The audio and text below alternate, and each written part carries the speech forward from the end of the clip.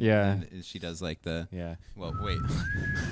Yeah, there you go. Whatever. And she puts her hand up, and it may or may not be a... Yeah, she goes like... Action! Welcome back to Coming This Summer, the Ballad of Songbirds and Snakes. I'm running out of thumbnails to make for this one because it's just used it a bit. It's just a blonde dude in a red blazer for like half the movie, so I'm like, oh, I can't really. He also has the kilt on a bunch. Oh yeah, that's a badass fucking outfit. It's a good look. By the way, I like the pants and the kilt. It's a good look. You know, that guy we saw at that comedy show should also be wearing pants, at least a tights under. No one should freeball a kilt. Yeah, no.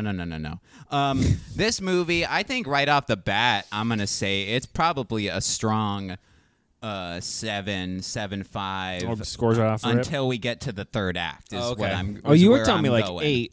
Yeah, I did enjoy the first 2 acts the most. This movie is blatantly broken up into 3 parts. Go ahead. Sorry, but what they should have done is padded out the first 2 acts and made that a movie. Yeah. And then made some kind of sequel movie that had that third act and then embellished some extra stuff because it was 2 movies in one that did not work individually or together. And you didn't have enough time to break down the first 2 parts into one movie because then it would have been a 90-minute Hunger Games movie, and which doesn't work. No. Right. What studio owns this, Hunger Games? Is it? It's Lionsgate, I believe, isn't it? Yeah, but where does that go? Like, streaming-wise, where would this probably end Netflix. up? Probably Netflix. Why didn't they develop that second or third part into a series, into like a streaming series, a finisher series? Because I felt like then maybe you could have had more time with. That's the only problem with the third act is you didn't have enough time with their relationship to really, like deserve that ending. Yeah, you're right. In a book where you're reading it on your own time, it's fine. Maybe, yeah, but okay, it gave me a lot of, and I'm not kidding about this, from a narrative writing standpoint. It reminded me a lot of Monsters University, where you get like what you think is the 9 people just clicked off. Well, no, like you get like that climatic. They win the event. They hoist everybody up. The crowd cheers. Yes, they're gonna graduate. They're going back to the thing. Everything's freaking amazing.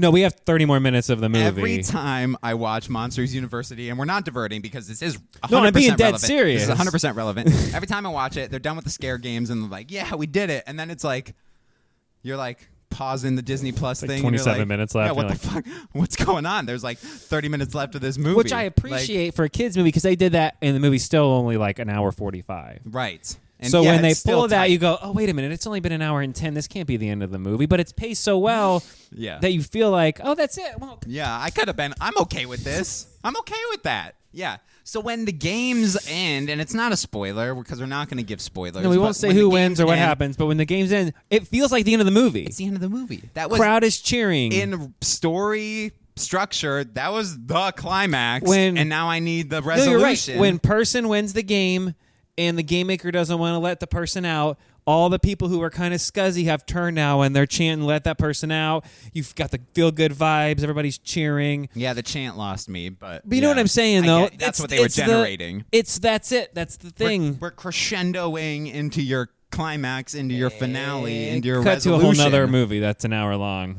And then there's a whole other movie. Yeah. And I'm personally trying to check my fucking runtime without my auto brightness flashing the entire theater, desperately searching for the runtime. Right, because it's not like a bad movie, but it makes you go, oh, wait a minute. Where are we at in the movie? Right. That's the only problem is I didn't look at the runtime going into this. Brace yourselves. 2 hours and 47 minutes. Mm-hmm. From other movies we've gotten this year, that's pretty on par. Not knowing that is the issue because I'm like, well, wait a minute. I'm like, but it was over. And if I had known it was a 3-hour movie, I was like, man, I would have grabbed some Twizzlers, some popcorn, anything. I didn't even have a drink. I was like fucking dying for 3 hours, and I'm like, how long is it's not this that movie? It drags, but it does feel more like a long movie than, say, an Indiana Jones. Or a Spider-Verse. Yeah. It did feel Spider-Verse-y. Yeah, where it was just like, okay, guys, yeah, this you guys was good, spent, but I'm done. You guys spent 40 minutes on the prologue and an hour and a half on the epilogue, and we got a 90-minute thing in between. Which it's like, is weird because I love the director. Francis Lawrence. I think. Yeah, directed He's done my all-time favorite movie, Constantine. I love that movie to death. He did all the Hunger Games, but the first one, I believe, he just did Catching Fire and Mockingjay Part 1 and 2. Okay. And then they brought him back for this one. And then he also did I Am Legend. I Am Legend. Yeah. So the director's great. Yeah. I feel like this is not great because of the source material and because they try to actually stay on point of the. I'm not saying it's bad. I'm just saying I feel like he was hamstrung due to the fact that here's your book. Yeah. Fit this all in a movie, but don't, it's 3-act structure. Make it work. Yeah. But the middle act is like super heavy. But so is the third act. But the first act is tiny. But that's not going to work the way the movie's going to have to be structured because we have to give you some time with these characters. So we got to inflate the shit out of that first half. So the first act becomes as big as the second act. Now we're screwed. That's exactly what happened in the movie. I think the point of that book is they spend barely any time on the first and second part, and the bulk of the book is that third act. But they're like, well, no one's gonna watch a blonde Eminem dude try and bang Rachel Zegler, chase her around. Yeah, no one's gonna watch that for 2 hours. Right. So it's like we got to bait them in. We got to show them the capital stuff. We got to show them. But that was my Coriolanus. problem. We They gave us breadcrumbs. I like what we talked about off air. I want like the war. I want what led to the war. Yeah, the movie starts and they're teaching the kids and they're like, this is the fucking thing. Well, they start like the little kids running like right in the middle of the war and everything's destroyed and they're like, we hope we get to the house in time before we get murdered. I haven't eaten in a week. And then they're like, flash forward, 15 years and they're like, give me that movie. What do you mean? Give me Usher. Or 10 years. Yeah, I'm sorry. They flash forward 10 years. Please put on the movie I want to go see. That one. Absolutely. No, we're going to do the first Hunger Games again. You're like, shit. Yeah. And then they tried to make a character redeemable, even though his end story is not redeemable. He's That's not a redeemable character. Not really spoilers, but we're gonna. If you've seen the original, you want to do the number real quick? Yeah, give the numbers. I'm gonna go 7 out of 10. I think it's strong because I loved the first and second part. I was so in. Yeah, the world is awesome. They pull you out. The world is great. We get to see the capital. Shit. And then they're like, back to the old. We gotta go to stuff. District 12. Yeah. We got to take all the poor Dave people. Chappelle meme. We got to show them. Hey, look, there's some Mockingjays, and then we're gonna say Katniss. We're gonna say cat because there's some cat in it. We're gonna like.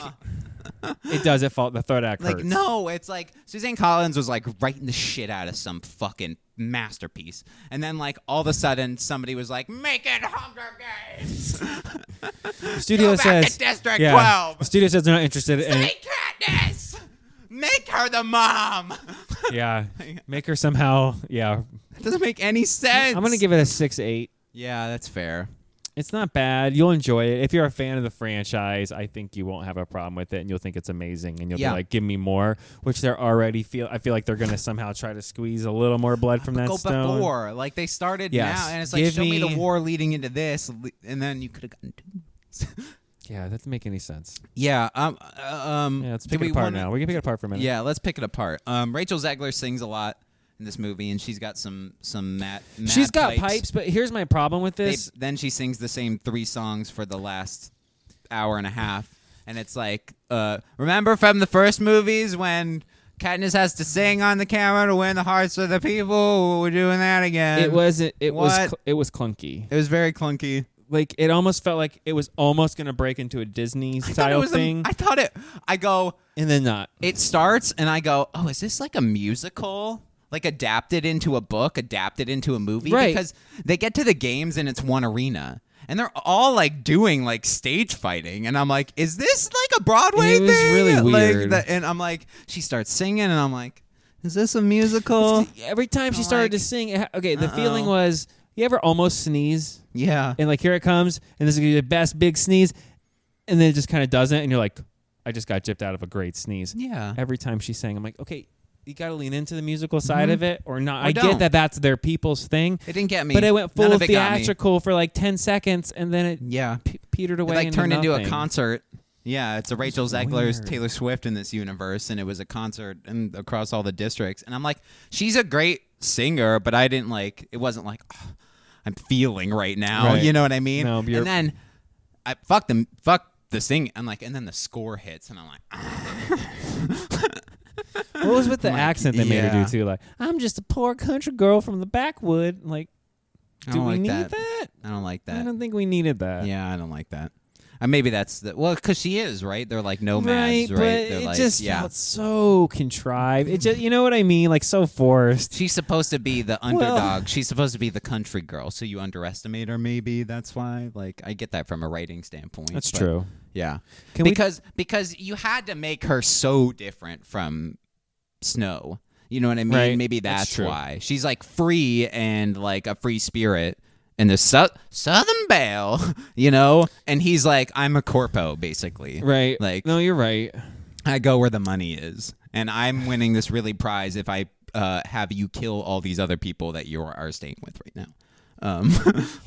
There's just too much trying to make him redeemable. Was my That's main the other problem. thing is they make him too simple. He's like, I want to help all of you, and here's bread, and we're gonna eat cookies together. Small spoiler. What the fuck? She saves his life, which ends up being like really honestly in the middle part of the movie, which would think would be more towards the end, but surprise, it's not.